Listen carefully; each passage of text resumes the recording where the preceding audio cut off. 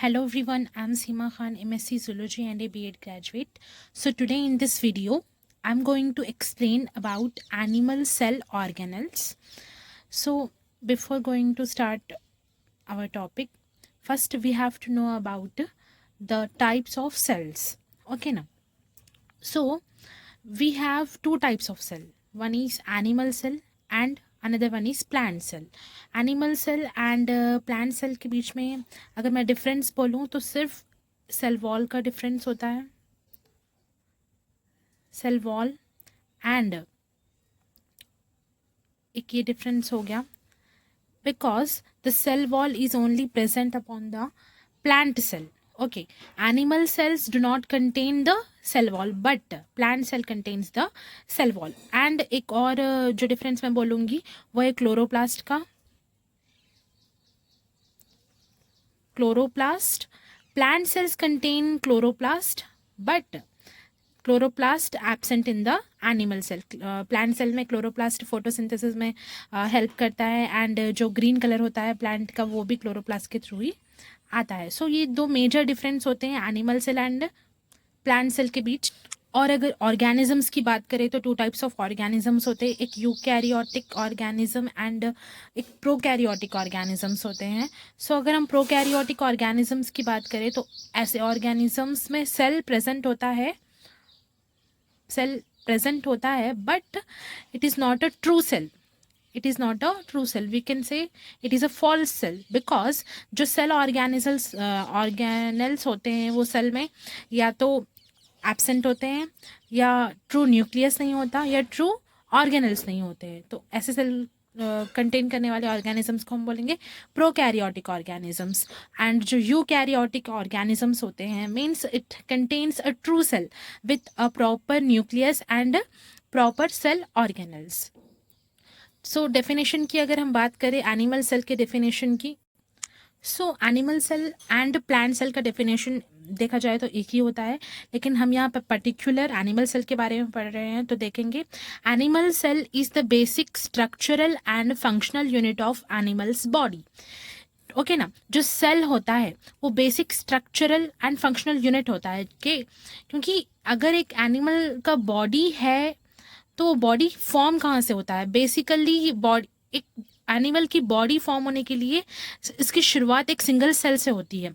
सो ये single cell multiply होते हैं विच फॉर्म टिश्यूज से ऑर्गेन्स बनते हैं, ऑर्गेन से ऑर्गेन सिस्टम बनता है. वैसे ही प्लांट्स में भी होता है सेम. एंड फंक्शनल यूनिट हम यहाँ पे बोल रहे हैं तो each and every function in animals body और in plants body is performed by cell only. So इसीलिए सेल को हम क्या बोलेंगे, structural and functional unit of animals and plants body. Okay, so eukaryotic cell क्या होता है एक बार वो देख लेंगे. Cell that has nucleus and membrane bound organelle such as mitochondria, endoplasmic reticulum, Golgi bodies, lysosomes etcetera. So eukaryotic cell अभी मैंने बोला था कि eu means true it contains all the cell organelles with a proper nucleus. And pro क्या होगा, prokaryotic cell क्या होगा जिसमें प्रॉपर न्यूक्लियस नहीं होगा और न्यूक्लियस इज एब्सेंट और प्रॉपर सेल ऑर्गेनल्स भी एब्सेंट रहेंगे.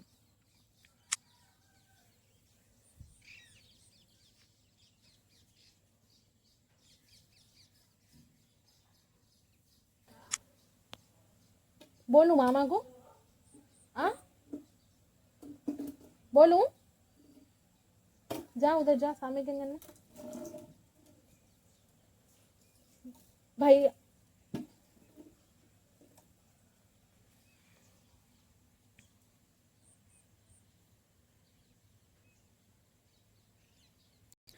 विच gives the cell its shape. So cell membrane क्या होता है, एक थिन आउटर कवरिंग होता है which is selectively permeable. Means ये कुछ ऐसे आइटम्स रहेंगे जो इसके अंदर से और इसके आर पार हो सकते. मीन्स कुछ सेलेक्टिव आइटम्स को ही अपने आर पार जाने का परमिशन देते हैं. फ्लेक्सिबल कवरिंग होती है एंड थिन होती है. That's it. सो अगर हम नेक्स्ट सेल ऑर्गेनल की बात करें तो नेक्स्ट सेल ऑर्गेनल रहेगा cytoplasm, jelly like substance inside the cell. It contains all the cell organelles. ये साइटोप्लाज्म कैसे रहेगा, थिक जेली लाइक सब्सटेंस रहेगा और इसी लिक्विड में हमारे जो सेल ऑर्गेनल्स रहेंगे वो प्रेजेंट रहेंगे। जो ये साइटोप्लाज्म रहेगा, it is present between the cell membrane and the nucleus, all around the all inside the cell, helps in transport of substances within the cell. जो ट्रांसपोर्ट रहेगा substances का in the cell, उसमें help करेगा cytoplasm. और इसका जो composition रहेगा mainly of water, salt, proteins and enzymes. Next cell organelle जो रहेगा वो न्यूक्लियस रहेगा। It is the control centre of the cell, it is the main part of the cell we can से।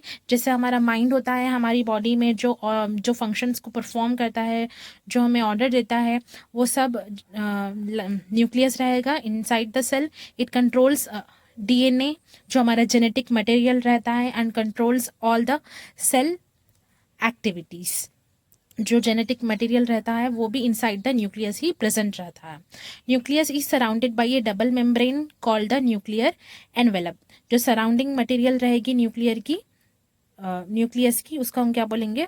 Double membrane रहेगी, जिसको हम nuclear envelope बोलेंगे। Next cell organelle की अगर हम बात करें तो ये रहेगा माइटोकॉन्ड्रिया, जिसको हम power house of the cell भी बोलते हैं, क्योंकि ये एनर्जी प्रोडक्शन का मेन साइट है। डबल मेम्ब्रेन बाउंड ऑर्गेनल, इसकी भी जो कवरिंग रहेगी वो डबल मेम्ब्रेन की रहेगी। आउटर प्लेन रहेगी और इनर जो कवरिंग रहेगी वो फोल्डेड रहेगी, फोल्डिंग्स रहेंगी, जिसको हम बोलेंगे क्रिस्टे। जो इनर कवरिंग होती है माइटोकॉन्ड्रिया की, उसको हम बोलते हैं क्रिस्टे, जो फोल्डेड रहती है। That produce energy in the form of ATP, adenosine triphosphate के रूप में माइटोकॉन्ड्रिया एनर्जी प्रोड्यूस करता है ड्यूरिंग रेस्पिरेशन। ये प्रोसेस होता है। ऑक्सीजन कंबाइंस विद जो हमारा फूड होता है in the form of glucose, उसके कॉम्बिनेशन से ये एनर्जी प्लस जो कार्बन डाइऑक्साइड है वो प्रोड्यूस करता है। Mitochondria are called as the power house of the cell. Mitochondria को ही power house of the cell बोलेंगे, क्योंकि यही एक मेन रीजन है जिसके थ्रू जो हमारी बॉडी है उसको एनर्जी मिलती है, हर एक ऑर्गन को, हर एक सेल को, हर एक टिश्यू को। नेक्स्ट ऑर्गेनल की अगर हम बात करें तो ये है राइबोसोम्स। स्मॉल रहेंगे, नॉन मेम्ब्रेन बाउंड ऑर्गेनल्स, इसके ऊपर कोई भी कवरिंग नहीं रहेगी। covering is absent, that are the site of protein synthesis. These are the main site of protein synthesis. Ribosomes are the main site of protein synthesis. Ribosomes का काम क्या रहेगा? प्रोटीन का सिंथेसिस करना। नेक्स्ट अगर हम सेल ऑर्गेनल की बात करें तो रहेगा endoplasmic reticulum. Endoplasmic reticulum 2 types के होते हैं, rough endoplasmic reticulum and smooth endoplasmic reticulum. अगर हम रफ एंडोप्लाज्मिक रेटिकुलम की बात करें तो it has ribosomes in its surface. जो राइबोसोम्स है वो रफ एंडोप्लाज्मिक रेटिकुलम से अटैच्ड रहेंगे। Synthesises and transports proteins. Main जो सिंथेसाइज करेगा प्रोटीन को वो है राइबोसोम्स, लेकिन ये रफ एंडोप्लाज्मिक रेटिकुलम क्या करेंगे? उन प्रोटीन्स को मॉडिफाई करेंगे एंड उन प्रोटीन्स का ट्रांसपोर्टेशन करेंगे जहाँ भी प्रोटीन्स का रिक्वायरमेंट रहेगा। नेक्स्ट है smooth endoplasmic reticulum, does not have ribosomes. इनके ऊपर जो कुछ भी राइबोसोम्स अटैच नहीं रहेंगे। Synthesises lipids and helps in detoxification of harmful substances. Smooth किस लिए बोल रहे हैं? क्योंकि इनके ऊपर राइबोसोम्स अटैच्ड नहीं रहेंगे। रफ एंडोप्लाज्मिक रेटिकुलम का क्या काम क्या है? प्रोटीन्स का synthesis and transport of proteins. But smooth endoplasmic reticulum क्या कर रहे हैं? They are synthesising lipids. जो हमारे फैट्स रहेंगे उसको सिंथेसिस करने का काम किसका रहेगा? स्मूथ एंडोप्लाज्मिक रेटिकुलम का रहेगा and helps in detoxification of harmful substances.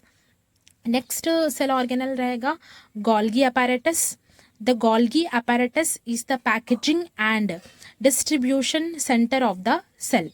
Golgi apparatus इसको हम लोग क्या बोलेंगे? Packaging and distribution centre of the cell, क्योंकि it modifies packages and transports proteins and lipids. जो भी प्रोटीन्स यहाँ पे रेडी हो रहे हैं राइबोसोम्स के थ्रू, एंडोप्लाज्मिक रेटिकुलम्स के थ्रू, एंड जो भी लिपिड्स का यहाँ पे सिंथेसिस हो रहा है, उन सबको क्या करेगा? पैकेजिंग करेगा, मॉडिफाई करेगा और ट्रांसपोर्ट करेगा जहाँ भी रिक्वायरमेंट रहेगा। कौन?